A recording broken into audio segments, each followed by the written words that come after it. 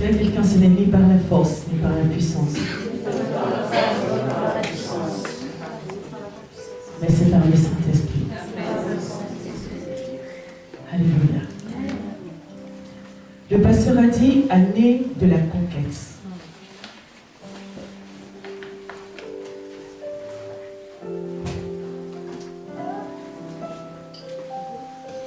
Amen. Vous savez, quelquefois, quand on vient apporter la parole de Dieu, on ressent le fardeau de Dieu.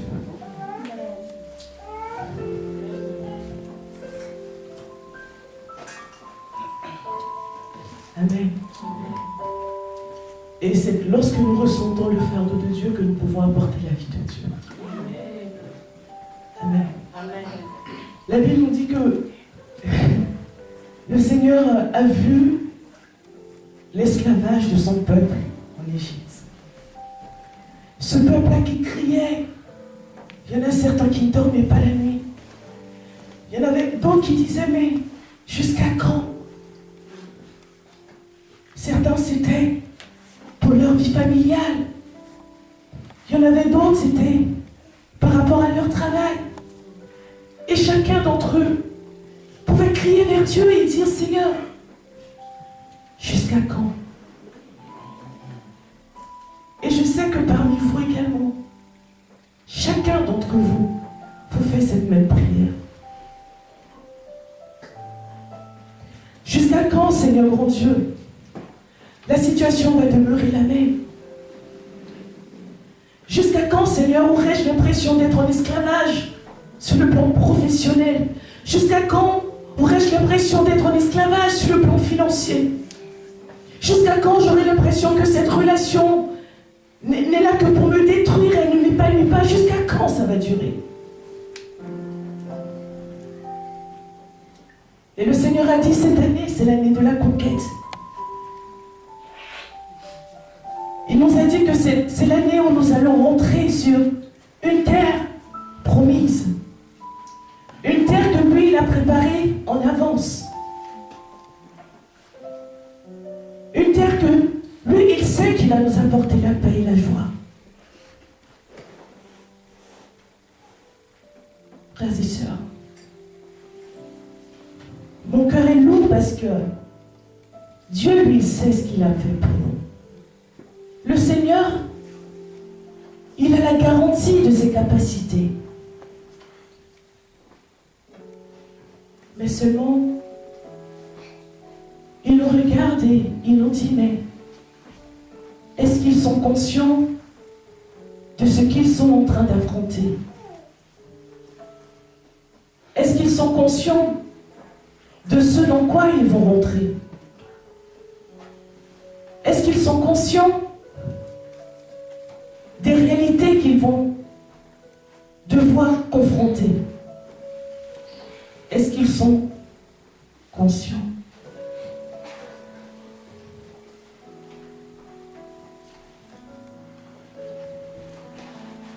Nous allons prendre la parole de Dieu.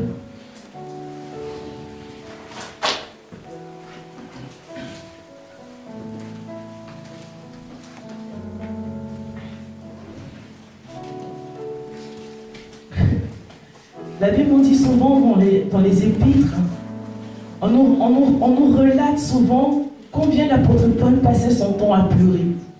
Et moi, quelquefois, je comprends. Il dit,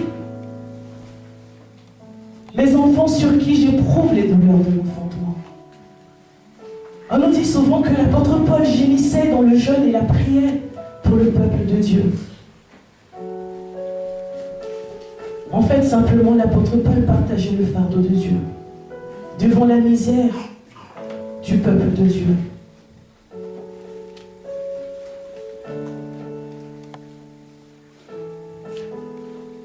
Et puis il arrive comme ça des moments où effectivement, nous en tant que serviteurs de Dieu, pour conduire le peuple de Dieu, nous voyons des choses.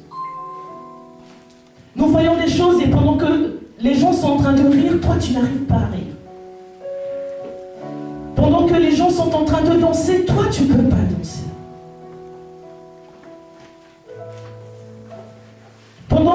sont en train de chanter, toi tu n'arrives pas à chanter. Parce que tu sais qu'il y a quelque chose là.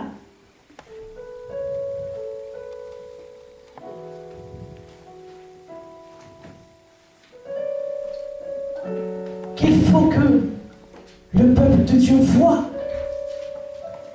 La Bible nous dit que pendant que Noé était en train de construire l'arche, frères et sœurs, je ne sais pas ce qui est en train de se passer, mais je sais que le Seigneur veut faire quelque chose dans ta vie. Et il est question de la victoire.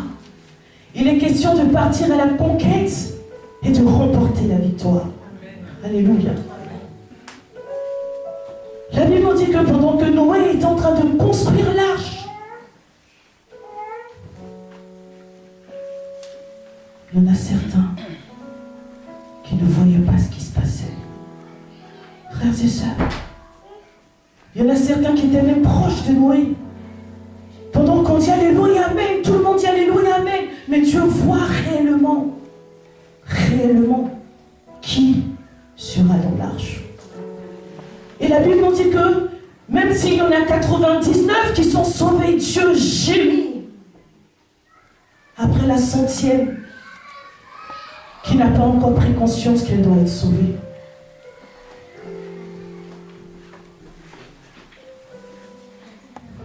Alléluia. Dis à quelqu'un, aucun de nous ne va rester sur le champ de bataille. Je vous dis la vérité, on ne laissera aucun de nous sur le champ de bataille. Nous allons parler, nous allons lutter, nous allons nous battre avec la personne, nous allons secouer la personne, mais la personne va s'énerver, nous on va s'énerver, mais on va se prendre par la main et puis nous allons rentrer dans cette terre promise. Amen. Amen. Alléluia. Un jour, le Seigneur m'a montré la passion de Christ. Il nous a montré combien Jésus nous aimait. Au point de mourir à la croix pour nous. Au point de dire que même si tu ne veux pas être sauvé, moi, je ferai tout ce qu'il faut pour que tu sois sauvé.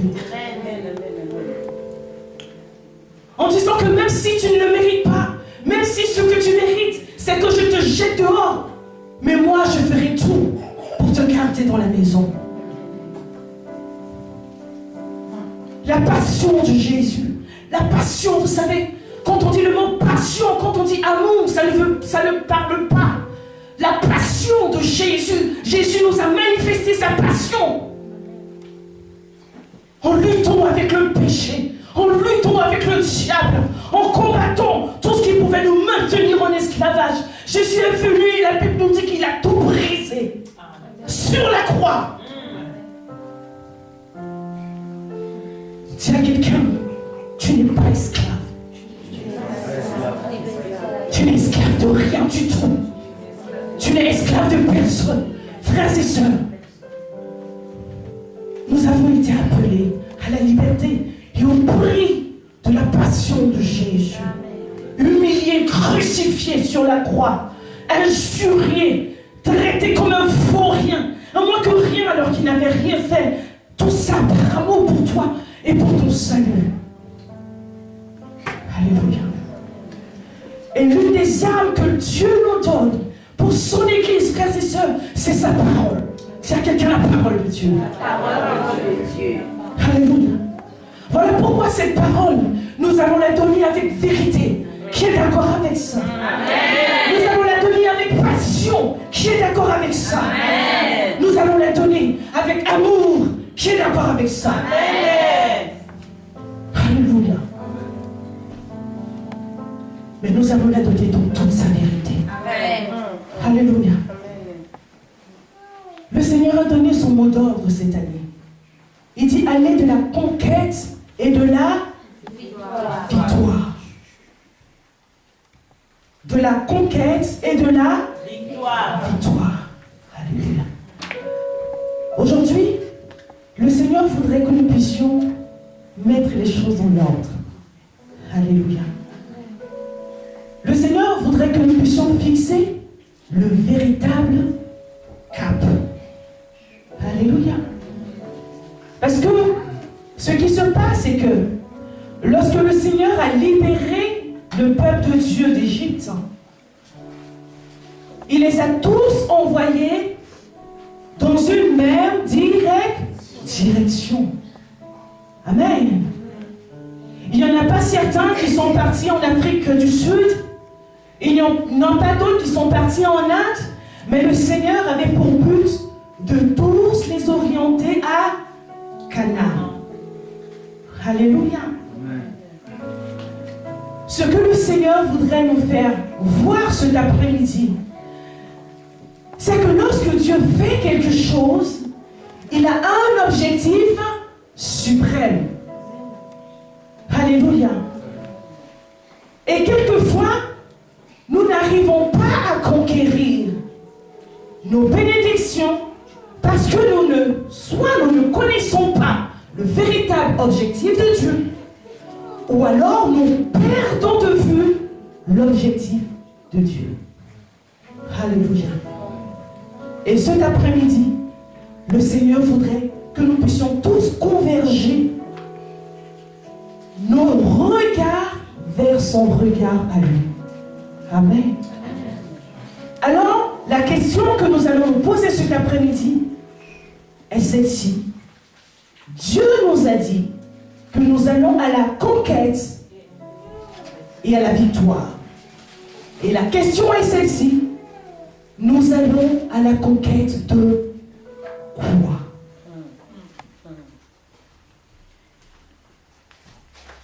Alléluia. Amen.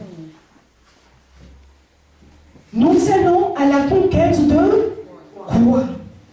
Parce que si nous ne savons pas ce que nous devons conquérir, frères et sœurs, nous risquons de nous égarer. Ou nous risquons d'échouer. Alléluia.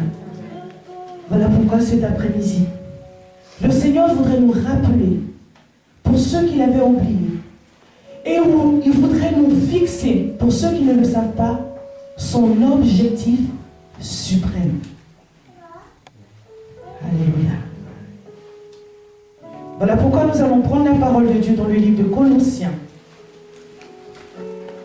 Le titre de mon message, c'est Notre Père qui es aux cieux, que ton règne vienne par le travail. Alléluia. Notre Père qui es aux cieux, que ton règne vienne par le travail. Mais la première phrase que nous voulons retenir dans ce titre, c'est Notre Père qui es aux cieux, que ton règne vienne. Prenons le livre de Colossiens, chapitre 1, verset 15 au verset 20.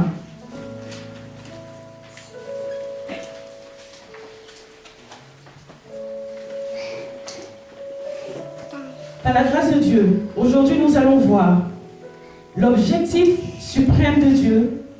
Nous allons aussi voir l'objectif suprême de Dieu pour l'homme. Nous allons voir la mission suprême de Dieu pour l'homme. Je vous donne les grands titres pour que nous puissions savoir où nous allons. Bien sûr, nous n'allons pas pouvoir tout finir aujourd'hui. Dieu permettra que nous puissions continuer. Mais cet enseignement, cette parole, elle rentre dans le cadre de l'objectif général que Dieu nous a donné cette année. Nous allons à la conquête. Alléluia. Ensuite, nous allons voir l'objectif suprême du diable. Alléluia. L'objectif suprême de Dieu. L'objectif suprême de Dieu pour l'homme. L'objectif, ou du moins la mission suprême de Dieu pour l'homme, et l'objectif suprême du diable. L'objectif suprême de Dieu se résume en ceci. C'est que son règne soit sur toute sa création. Nous aurons le temps de revenir sur la définition du règne de Dieu. Frères et sœurs, on va prendre une minute. On va réfléchir à ça. Lorsque Dieu l'homme. Amen. Je vais vous poser une question qui va nous permettre d'être focalisés sur ce que Dieu veut que nous puissions retenir. C'était quoi le but de Dieu pour l'homme? C'était quoi l'objectif suprême lorsque Dieu a créé l'homme? Son objectif suprême. Oui. Quelqu'un veut lui dire? Est-ce que son objectif suprême, c'était que l'homme puisse se marier et avoir beaucoup d'enfants? Amen. Son objectif suprême était que l'homme puisse l'adorer. Le mot adoration ici a un sens tellement large et vaste qu'il définit réellement le but pour lequel Dieu a créé l'homme. Dieu a créé l'homme afin que l'homme serve de canal pour emmener la terre à l'obéissance de Dieu. Donc c'est la phrase que je dis ici, que Dieu, son objectif suprême, c'est que son règne se répande sur toute sa création. Alléluia. Et maintenant, quand on dit sa création, on pense à quoi? Est-ce que l'homme est la seule création de Dieu? Non. Est-ce que la terre est la seule création de Dieu? Non. Avant la terre et les hommes, qu'est-ce que Dieu avait créé? Le ciel, les anges. Amen. Au moins, ceux-là, on sait qu'ils ont été créés avant nous. Est-ce qu'ils avaient un objectif à atteindre avant que l'homme ne soit créé?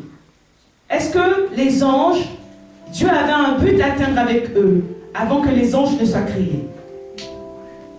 La question est celle-ci. Est-ce que les anges avaient une vie avant les hommes? Oui. Qu'est-ce qu'ils faisaient? Ils adoraient Dieu. Alléluia. La Bible nous dit que les anges adoraient Dieu. Et lorsque Dieu a créé la terre, il a pensé à la même chose en créant l'homme. Alléluia. Frères et sœurs, il est bon de se concentrer sur l'objectif afin de ne pas se perdre en chemin. Dis à quelqu'un, il ne faut pas qu'on se perde en chemin.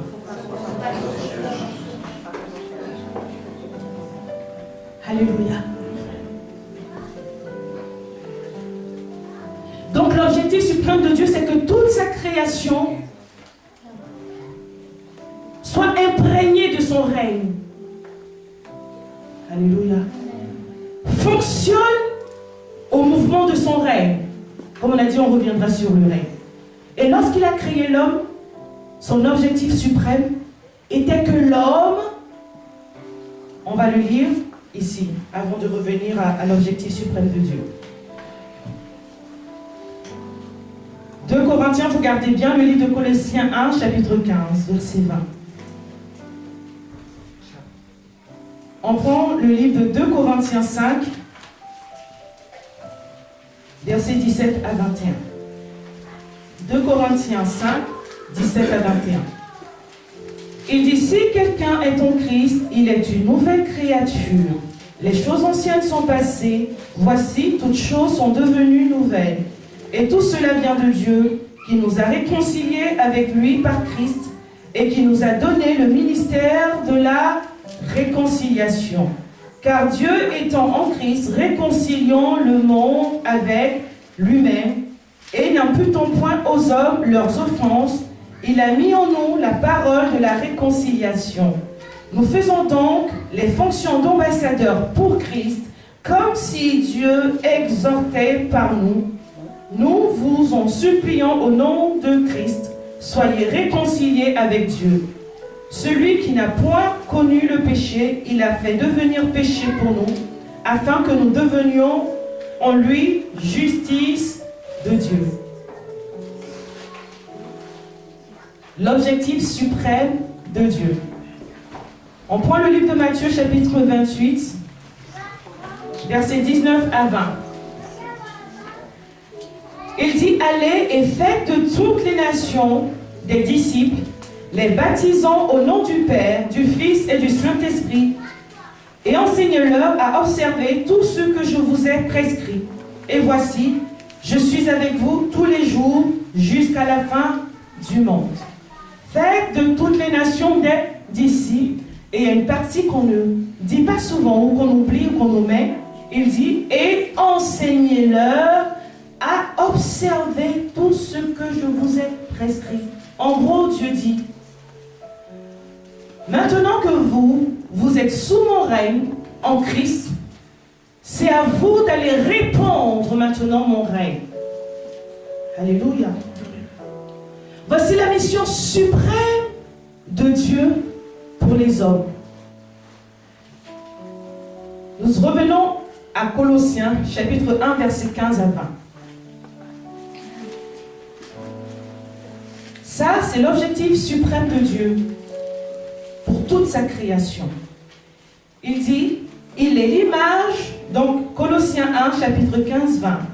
Il est l'image du Dieu invisible, le premier-né de toute la création. Car en lui ont été créées toutes les choses qui sont dans les cieux et sur la terre, les visibles et les invisibles, trône, dignité, domination, autorité. Tout a été créé par lui et pour lui. Il est avant toute chose et toute chose subsiste en lui. Il est la tête du corps de l'Église, il est le commencement, le premier-né d'entre les morts, afin d'être en tout le premier. Écoutez bien le verset 19.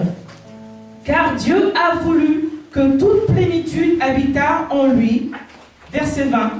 Il a voulu par lui réconcilier tout avec lui-même, tant ce qui est sur la terre que ce qui est dans les cieux, en faisant la paix par lui, par le sang de sa croix.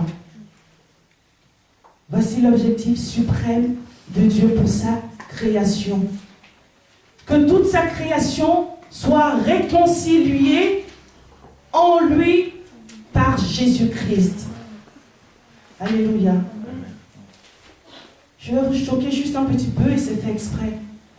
Est-ce que la Bible nous a parlé ici de mariage? Est-ce que la Bible nous a parlé ici de richesse? En termes d'argent?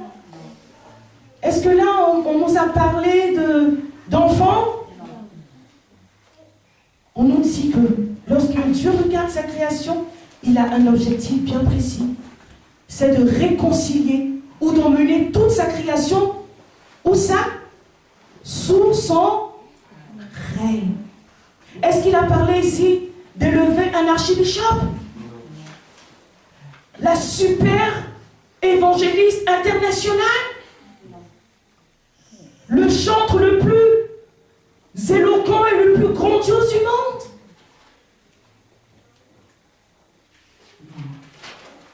Alléluia. Qui est au centre de ce qu'on vient de lire? Alléluia. Amen. Frères et sœurs, dis à quelqu'un, il faut absolument qu'on revienne à l'objectif. Il faut qu'on se dise la vérité. Alléluia. Il faut qu'on se dise la vérité, frères et sœurs. Alléluia. Le centre du monde, c'est pas toi, c'est pas moi. Alléluia. Alléluia. Il faut qu'on revienne à l'essentiel, frère. Le diable a le dessus sur nous parce que lui, il atteint son objectif. L'objectif suprême du diable, c'est de contrarier Dieu dans son objectif suprême à lui. Et le deuxième objectif suprême du diable, c'est de faire échouer l'homme dans l'objectif de Dieu pour l'homme. Vous voulez que je répète la phrase? Le premier objectif suprême du diable, c'est de contrarier Dieu dans son plan, dans son objectif premier. Et on vient de voir ici que l'objectif premier de Dieu, c'est que toute sa création soit sous son règne à lui. Que Dieu soit le maître de toute sa création, frère. Vous avez déjà vu une famille où le voisin commence à vouloir venir maintenant faire en sorte que les enfants du monsieur soient sous ses ordres à lui, est-ce que le monsieur sera content? Est-ce qu'il sera d'accord? L'objectif d'un parent, c'est de faire en sorte que sa maison soit sous son autorité, afin que son objectif soit atteint dans de bonnes conditions. Alléluia. Amen. L'objectif du voisin, c'est de faire en sorte que l'objectif de papa Arnold soit contrarié. Est-ce que vous me suivez? Alléluia. L'objectif du diable, c'est de faire en sorte qu'il y ait le désordre dans la maison de Dieu. Et que chaque enfant fasse ce qu'il veut. Que dans la maison de papa Harold, il y ait le désordre. Que Jacqueline dise, moi je fais comme je veux. Que Roland dise que moi je vais à droite. Que Mamadou dise que moi je vais à gauche. Alléluia. Amen. L'objectif de Dieu, c'est de faire en sorte que toute sa création soit sous son règne. On va rapidement dire, en quelques mots, le règne de Dieu, on reviendra en profondeur plus tard. Le règne de Dieu, c'est sa justice et ses valeurs. Alléluia. Que Dieu vous bénisse. Je vois qu'il y en a qui prennent des notes. Frères et sœurs, c'est ce qu'il faut faire. Bénissons Papa Hugo aussi pour la vidéo. Et quelquefois, quand on prend aussi les notes, en plus de la vidéo, mais il y a des choses qui se passent. Alléluia.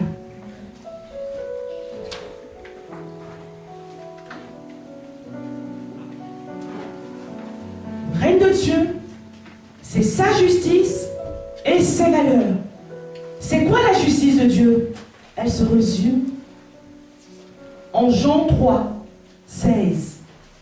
Je vais vous le lire rapidement.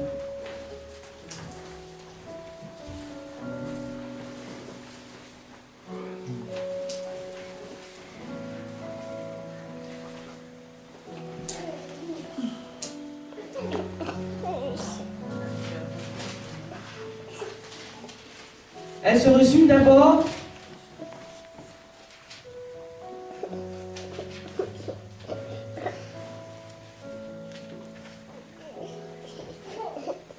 dans le fait que Dieu soit reconnu pour ce qu'il est. Donc si nous devons résumer en une phrase la justice de Dieu, c'est qu'il soit reconnu pour ce qu'il est. La justice de Papa Harold, c'est qu'il soit reconnu pour ce qu'il est dans sa maison. Alléluia. Voici l'objectif suprême de Dieu. C'est qu'il soit reconnu pour ce qu'il est pour sa création. Alléluia. Et là, excusez-moi, Jean 3,16. Mais on lit à partir du verset 14. Et comme Moïse éleva le serpent dans le désert, il faut de même que le Fils de l'homme soit élevé, afin que quiconque croit en lui ait la vie éternelle. Car Dieu a tant aimé le monde qu'il a donné son Fils unique, afin que quiconque croit en lui ne périsse point, mais qu'il ait la vie éternelle.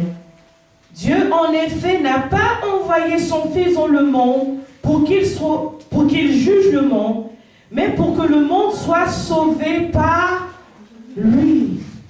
Frères et sœurs, souvent quand on parle de justice, on a l'impression que la justice, c'est venir condamner, venir faire tomber des choses difficiles. Mais non, ici la parole de Dieu nous dit que la justice de Dieu consiste dans le fait que Jésus n'est pas venu pour juger le monde, mais dans le fait que Jésus est venu afin que le monde soit sauvé par Christ.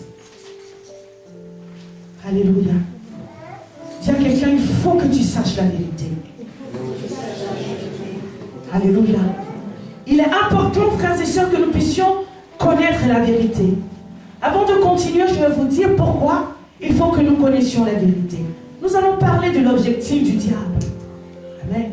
Et c'est de ça que nous avons parlé les 2 derniers dimanches de la part de Dieu par la bouche de son serviteur, le pasteur Gérald. Il est important que nous puissions connaître l'objectif du diable pour comprendre et puis accepter les objectifs de Dieu. Alléluia. Amen. Si elle avait su ce que le diable lui réservait, frères et sœurs, quand Dieu parlait, elle aurait écouté. Non seulement elle aurait écouté, mais elle aurait encore réécouté. Non seulement elle aurait réécouté, elle aurait passé sa vie à vouloir écouter Dieu. Alléluia. Donc, frères et sœurs, c'est important aussi que nous puissions parler des ruses du diable. Lorsque nous connaissons les ruses du diable, à ce moment-là, nous mettons sous la couverture de notre Dieu. Amen. L'objectif suprême du diable.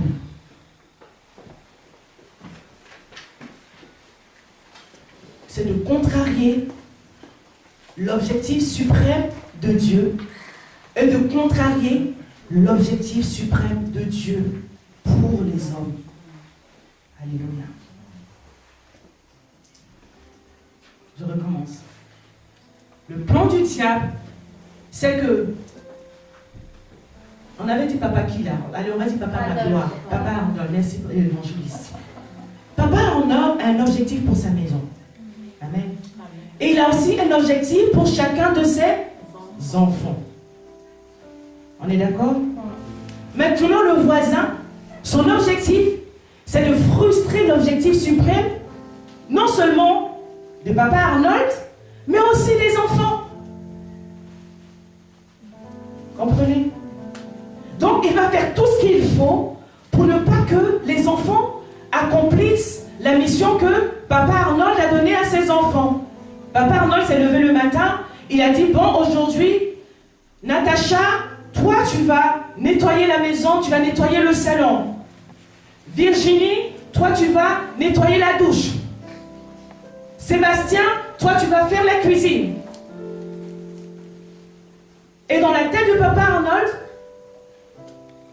non seulement il a sa maison, mais il a aussi des responsabilités à son travail. Donc vous comprenez quand on dit que de toute sa création, Dieu n'a pas que la terre. De la même manière, papa Arnold, il n'a pas que sa maison à gérer. D'accord? Donc ça pour nous faire comprendre que quand on parle de l'objectif du diable, pour Dieu, ce n'est pas seulement les hommes. Comprenez ce que je veux dire? Donc il faut qu'il mette le désordre dans la maison de papa Arnold, mais il faut qu'il mette aussi le désordre dans le travail, dans le milieu professionnel de papa Arnold. Il faut qu'il mette le désordre partout où papa Arnold a des intérêts. Et après maintenant, il s'attaque spécifiquement à chaque endroit. Allez, il va rentrer dans la maison de papa Arnold. Virginie, toi tu devais t'occuper de faire quoi déjà? Le salon. Le salon, merci évangéliste. Papa Arnold va faire quoi? Virginie, pour qu'elle fasse le salon, qu'est-ce qu'il faut? Il faut déjà qu'elle soit concentrée. Il faut qu'elle ait tous les ingrédients pour faire le ménage. Le voisin, qu'est-ce qu'il va faire? Il va faire en sorte que Virginie ne soit plus concentrée. Allez, et si tu allumais la télé? Et si tu allais aider le garçon qui s'appelle comment? Celui qui doit faire la cuisine. Merci. Mais et si tu allais aider Sébastien à faire la cuisine? Est-ce que vous avez vu déjà deux manœuvres? La distraction et puis la ruse. Il va te faire croire que ce que tu es en train de faire, c'est excellent. Ah, mais tu es en train d'aider Sébastien. Mais en réalité, est-ce que c'est ce que papa Arnold t'a demandé? Non. Frères et sœurs, il est important de garder les yeux rivés sur l'objectif.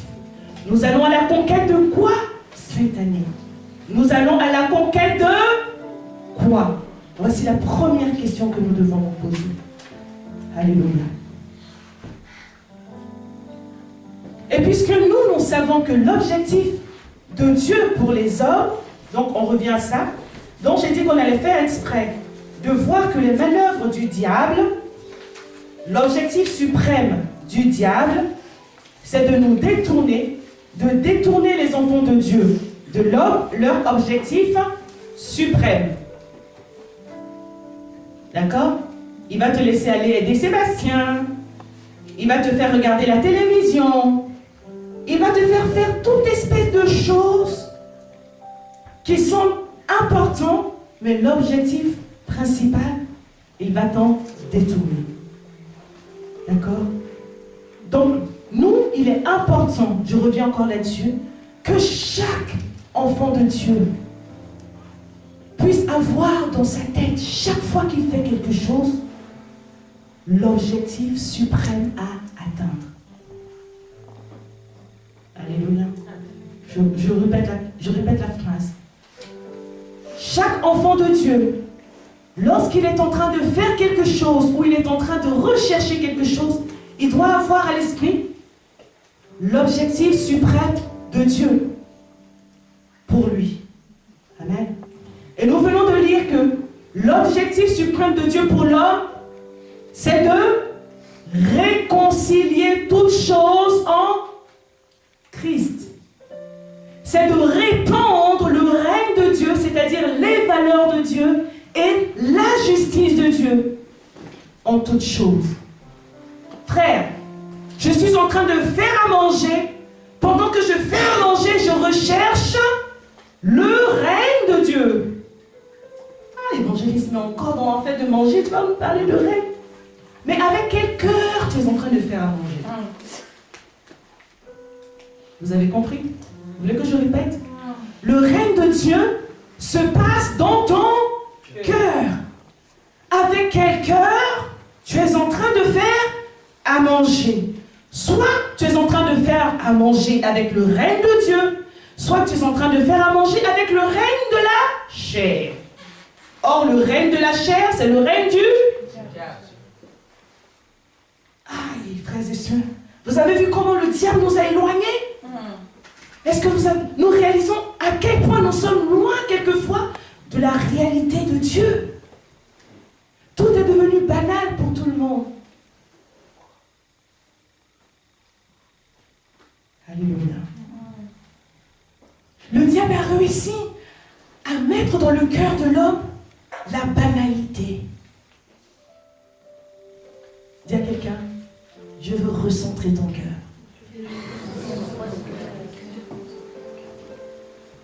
sur le plus important. Alléluia. Lorsque tu verras le plus important, frères et sœurs, alors tu auras la victoire. Parce que tu iras à la conquête de la vérité. Tu iras à la conquête de ce que Dieu a préparé pour toi. Alléluia. Demande à quelqu'un, ça te fait du bien? Est-ce que ça te permet de réfléchir? Ah, voici une autre ruse du diable. Voici une autre ruse du diable. Empêcher les hommes de réfléchir. L'oppression. La distraction. Tout ce qui peut prendre tes pensées. Aller ailleurs, faire n'importe quoi. Plutôt que de t'asseoir et puis de réfléchir aux choses. Le diable va le faire. Ah, j'ai la tête chargée en ce moment. Voici une ruse du diable. Frères et sœurs, Dieu nous appelle à la réflexion. Dis à quelqu'un, réfléchis. Réfléchis et la victoire. Alléluia. Rien n'arrive en vain. Amen. Non, rien n'arrive en vain, frères et sœurs. Il ne faut pas qu'on accepte les choses comme ça. Il y a une phrase que je ne dis plus jamais. C'est pas grave. Aïe, je disais souvent ça avant. Mais je ne dis plus ça. Alléluia. Les ruses du diable. Bible nous dit que Dieu a mis l'arbre de la vie et il a aussi mis l'arbre de la connaissance du bien et du mal. Frères et sœurs, quelquefois nous n'avons pas conscience de l'arbre de la connaissance du bien et du mal. Et là, pendant que nous allons à la conquête, il est important que nous puissions prendre conscience de l'arbre de la connaissance du bien et du mal. Il est important que nous puissions connaître cet arbre-là. Comment il fonctionne, comment l'éviter, comment le jeter hors de nos vies, comment le maintenir hors de nos vies. Alléluia. Je reviens. L'objectif suprême de Dieu pour l'homme, c'est que l'homme répande le règne de Dieu sur la terre. Sur la terre. Est-ce qu'on a dit dans le ciel? Non. Sur la terre. Maintenant, quand on a dit sur la terre, est-ce qu'on a dit chez le voisin? Non. Attention, hein, c'est une question piège. Alléluia. C'est une question piège. Il y a deux réponses à ça. Ça vous réveille un peu? Parce que pour aller chez le voisin, il faut aussi quand même qu'il soit dans ta sphère de responsabilité. Alléluia. Amen. Je vais dire par exemple, pour aller chez le voisin, tu ne vas pas aller directement vers ses enfants. Tu as compris, hein? Tu ne vas pas directement vers ses enfants. Tu passes d'abord par le responsable chez les voisins. Amen. Ça, c'est encore autre chose. Je reviens de la parenthèse. Amen. Donc, je reviens. L'objectif suprême de Dieu pour les hommes, c'est que le règne de Dieu soit répandu sur la terre. Amen. Et maintenant, la mission. Hein, on avait parlé d'objectif. Hein. Maintenant, on va parler de la mission suprême de Dieu pour les hommes. C'est dans le livre de Genèse qu'on va le lire. La mission suprême de Dieu pour l'homme, nous le voyons dans Genèse chapitre 1, versets 26 à 29. Puis Dieu dit, faisons l'homme à notre image, selon notre ressemblance, et qu'il domine sur les poissons de la mer, sur les oiseaux du ciel, sur le bétail, sur toute la terre, et sur tous les reptiles qui rampent sur la terre. Dieu créa l'homme à son image, il le créa à l'image de Dieu, il créa l'homme et la femme. Dieu les bénit, et Dieu leur dit, soyez féconds, multipliez, remplissez la terre, et assujettissez-la, et dominez sur les poissons de la mer, sur les oiseaux du ciel, et sur tout animal qui se meut sur la terre. Et Dieu dit, voici, je vous donne tout herbe portant de la semence, et qui est à la surface de toute la terre, et tout arbre ayant en lui du fruit d'arbre et portant de la semence, ce sera votre nourriture. Genèse chapitre 2, versets 8 à 9 et versets 15 à 17. Puis l'Éternel Dieu planta un jardin en Éden, du côté de l'Orient, et il mit l'homme qu'il avait formé. L'Éternel Dieu dit, Dieu fit pousser du sol les arbres de toute espèce, agréables à voir et bons à manger, et l'arbre de la vie au milieu du jardin, et l'arbre de la connaissance du bien et du mal. Verset 15, écoutez très bien. L'Éternel Dieu prit l'homme et le plaça dans le jardin d'Éden pour le cultiver et pour le garder. On relit le verset 15. L'Éternel Dieu prit l'homme et le plaça dans le jardin d'Éden pour le cultiver et pour le garder. Alléluia. Dieu placera l'homme dans le jardin d'Éden. Comme Dieu place chacun d'entre nous sur la terre, dans une sphère spécifique d'influence. Alléluia. Une sphère spécifique d'influence. Je veux que votre esprit vienne à ça. On a parlé de beaucoup de choses, mais je veux que votre esprit soit focalisé sur ça. Dieu place chacun d'entre nous sur une sphère spécifique d'influence. Dis à quelqu'un, tu es un influenceur.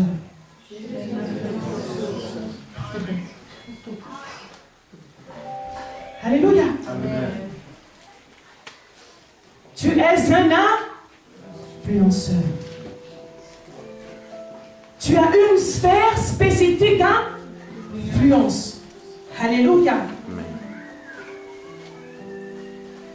Et l'objectif suprême de Dieu pour toi par rapport à cette sphère, c'est que tu répands le règne de Dieu dans la sphère. Donc, la première sphère d'influence, c'est d'abord notre corps, notre cœur. Amen. On va maintenant élargir. On va aller un peu loin. Non, notre deuxième sphère d'influence la plus proche, c'est qui? Pour ceux qui sont à deux. La famille. D'accord? Donc, je dis pour ceux qui sont à deux, on va dire le conjoint. conjoint. Parce que quand on voit dans le livre de Genèse, la première personne qui est venue en complément, c'était un conjoint. Après le conjoint, qu'est-ce qui arrive? Les enfants. Donc la sphère d'influence, c'est d'abord notre cœur, ensuite notre conjoint, ensuite notre famille, notre foyer, et après vient la famille élargie, élargie. Les frères, les sœurs, les oncles, les machins. Donc la famille élargie, c'est ta sphère d'influence. Ton objectif aujourd'hui, c'est de répandre le règne de Dieu. Amen. Alléluia. L'objectif de Dieu pour les sphères d'influence, l'objectif suprême, c'est que nous puissions répandre le règne de Dieu. L'objectif du diable, c'est quoi? Le diable vient pour détruire, pour et pour faire quoi encore? Et on peut rester toute la journée, citer tout ce que le diable veut. Donc, l'objectif du diable, c'est de te faire échouer dans l'objectif de Dieu pour toi, dans ta sphère d'influence. Lui, son but, c'est de venir t'empêcher de répandre le règne de Dieu. On a dit le règne de Dieu, c'est sa justice et ses valeurs. Frères et sœurs, quand avec un membre de ta famille, toi tu veux peut-être valoriser les valeurs de Dieu ou installer par peut-être le partage, la générosité, le diable, lui, son objectif, c'est de te faire échouer. Ah, mais tu n'as pas vu. Mais c'est toujours toi qui fais les choses dans cette famille.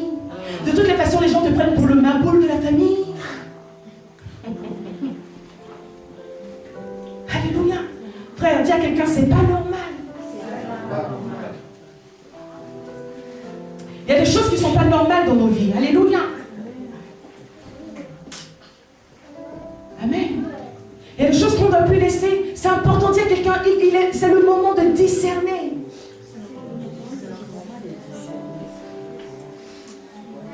Alléluia. C'est le moment de discerner, frères et sœurs. Quelle est l'œuvre du diable? Quelle est l'œuvre de la chair? Quelle est l'œuvre de Dieu? Amen. Donc l'objectif suprême de Dieu, c'est que nous puissions répandre son règne dans notre sphère d'influence. Alléluia. Et on a dit, il y a la mission. La mission, c'est de quoi? Cultiver et garder. Dans le mot cultiver, qu'est-ce que vous entendez? Entretenir, mon bébé. Faire croître. On peut le résumer en quoi? En un mot qu'on utilise aujourd'hui pour tout ce que nous faisons. Nous cultivons plein de choses. Mais quel mot on utilise aujourd'hui pour parler de cultiver? Travailler. Alléluia. Vous comprenez maintenant le titre de mon message? Que ton règne vienne par le travail. Alléluia. Frères et sœurs, le règne de Dieu va venir dans nos cœurs. Le règne de Dieu va venir dans notre famille.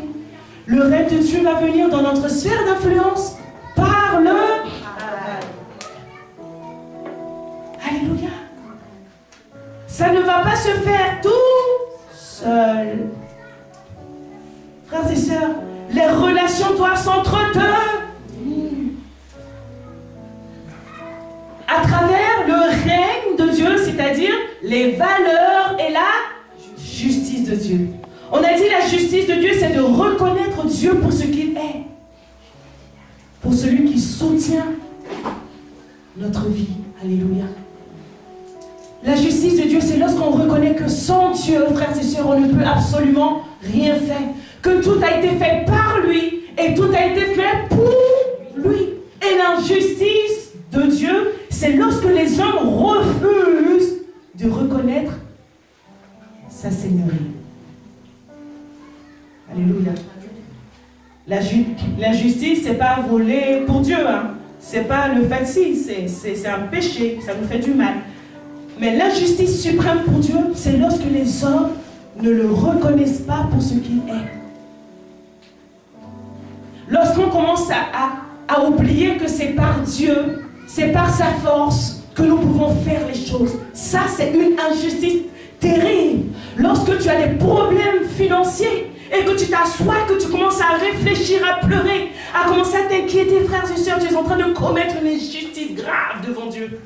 Dis à quelqu'un grave. Parce que tu es en train de penser que ce n'est pas Dieu qui est la source de ton approvisionnement, mais tu penses que c'est peut-être le travail, ou c'est peut-être le voisin, ou c'est peut-être un collègue. Frères et sœurs, c'est une injustice. Recherchez mon royaume et ma justice. Il dit ne vous inquiétez de rien. Cette phrase-là, cette conclusion, elle vient du fait de fuir l'esprit de maman, de ne pas s'inquiéter. Et il a dit recherchez mon royaume et ma justice. Alléluia. La justice de Dieu, c'est lorsqu'on reconnaît Dieu pour ce qu'il est. Oh Seigneur, tu es mon approvisionnement. Seigneur, sans toi, je ne peux rien. Père, même si je n'ai pas un centime aujourd'hui, le plus important, c'est que je sais que toi, tu sais que je dois me mourir. Alors je ne sais ni d'où ça viendra, comment ça viendra, quand ça viendra. Je sais, papa, que tu ne me laisseras pas mourir. Il dit, pourquoi vous inquiétez-vous? Même les oiseaux du ciel s'habillent mieux. Alléluia. Ton but à toi, c'est de répandre le règne de Dieu. D'abord dans ton cœur, ensuite dans ta communauté. Ou dans tes différentes communautés. Même à deux, on forme une communauté déjà. Dans ta communauté familiale, dans ta communauté professionnelle, dans ta communauté de l'église. Ton but à toi, selon le Seigneur, c'est de répandre ses valeurs et sa justice. Alléluia. Et la mission, c'est de travailler. Amen. De cultiver et de protéger. C'est-à-dire quoi? Cultiver quoi? Cultiver le règne de Dieu, c'est-à-dire les valeurs et la justice. C'est-à-dire trouver les moyens pour que le règne de Dieu se répande. Et ensuite, protéger ce règne de Dieu. Alléluia. Et on va s'arrêter là pour aujourd'hui. Je vais juste rentrer en détail. C'est quoi protéger? Amen. Protéger, c'est quoi? Préserver. Comment? Garder. Dans l'image de protection, souvent, quelle est l'image qui vient en premier? Dans l'image de protection. Prenez par exemple, dans la société de tous les jours, qui sont les personnes qui protègent, qui ont l'ordre de protéger? La police, la gendarmerie, vous avez dit? Et puis l'armée. D'accord? Et qu'est-ce qu'ils font pour protéger? Ils surveillent et ensuite voilà. Comment? Il y a un mot que j'aimerais que vous puissiez dire. Oui, ils combattent. Alléluia. Frères et sœurs, ta mission est de répandre le royaume de Dieu par le travail et par la protection. On travaille les valeurs de Dieu et la justice de Dieu. On fait en sorte que ça se répande. Et ensuite, on combat contre le diable. Pour ne pas qu'il vienne. Amen. Alléluia.